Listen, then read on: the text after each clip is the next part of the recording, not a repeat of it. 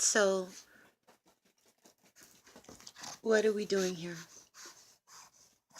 What are we doing mingling with one another? Is there anything that's not superficial and that's important? Yes. Amongst the people that I've been socializing with, I think that I've managed to be able to not personalize enough to be able to see a little bit better. So, I want to tell you why it's important to me, the interactions that we're having. I want to tell you a story about a young girl.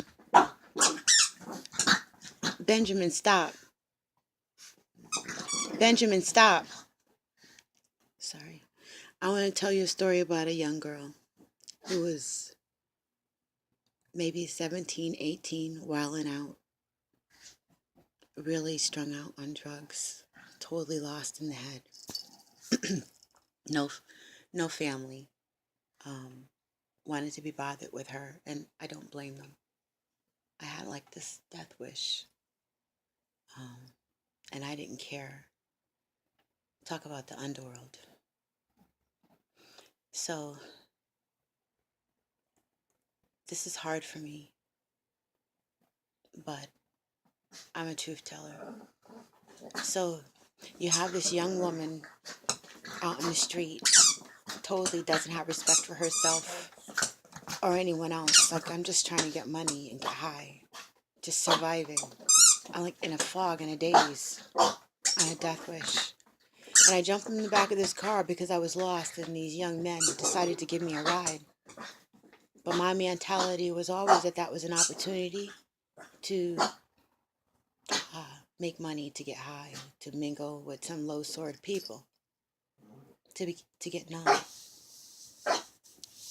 So I'm in this car, and it's hot.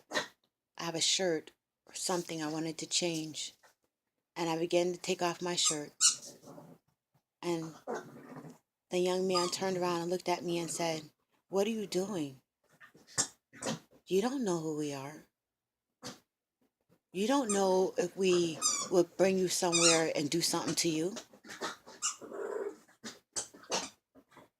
Like, what do you really think this is? What are you thinking?" And it's not like I really cared, but at that time, I wasn't trying to die. I was just trying to find my way home.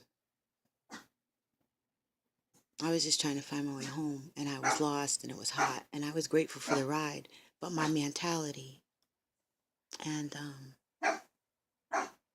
that scared me more than anything, was that they actually cared about me and weren't going to try to take advantage of what I was doing. They gave me a lesson and schooled me, and they were young men.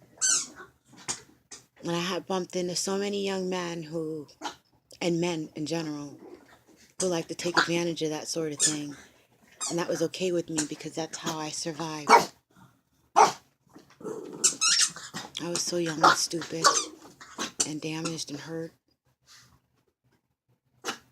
confused, and I believe that some other stuff came into play with that. Like, it wasn't me, it was some programming. But I wasn't aware of the programming. I was too young to know about any of these things. Existing sound and noise technology, psychological warfare, where mental illnesses and stuff actually came from. It was like slavery. When slaves ran away, they were like, "You're mentally ill. You stole yourself. You committed larceny on yourself. You're crazy." And things like that. That's where psychological illnesses and stuff like that originated. But here my crazy butt is in the car with these young men, and I'm a young woman. And that was the scariest thing, hear me, the scariest thing is to have hope. to see something contrary to your belief, that all people are just nasty, that this whole thing is hell. There's no good people. How can you vibrate good, right? If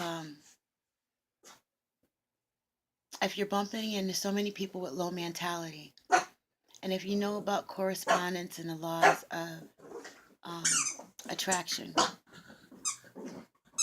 after being damaged and abused, you probably will pull a lot of these things to you, especially if you're living in the underworld. Some people I've met that have been abused, they made it out, or they just didn't live in environments like that. You know what I'm saying?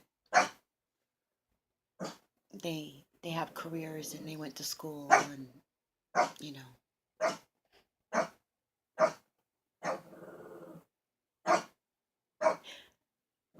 As I made it out of that mindset and I grew older and went through my transition spiritually, like I was a Sunday school teacher and my husband was a minister. And my children are now like, they're about to turn 16 and 17. I have a 28-year-old daughter also.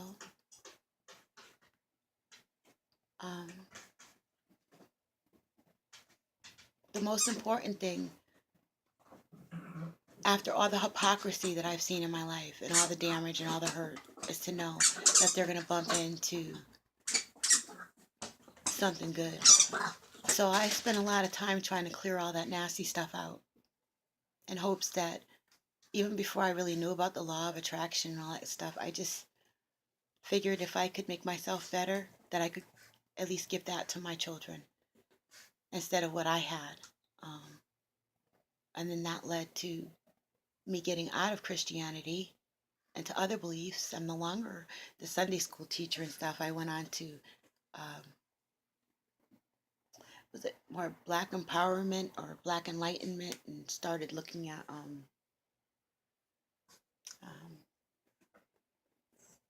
you know, just a lot of the African history and stuff. Stop, Benjamin, please. My dog is like having a ball. All right, so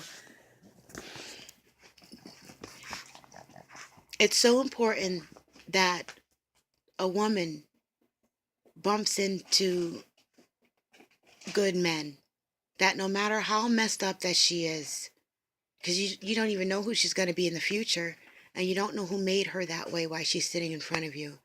So it was just so important, even now, after everything that I've been through and all the work that I've done, to be who I am.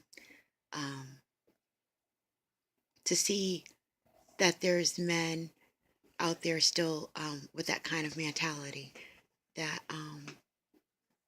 when nobody's looking, they're kind, they're loving, respectful, and that they can match your, they can appreciate your strength, and they can appreciate just like, you know, you for who you are.